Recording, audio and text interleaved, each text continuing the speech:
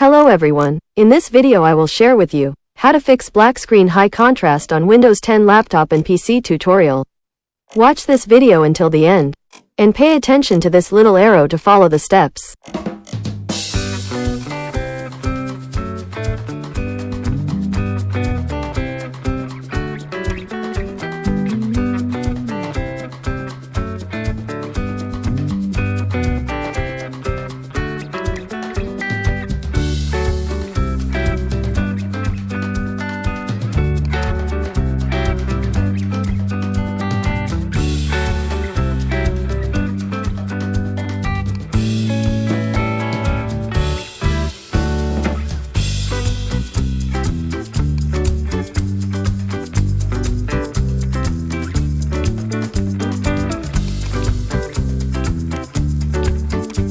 Okay guys, I hope you like this video. Don't forget to click subscribe and press the bell button so you get notifications of the latest videos from this channel.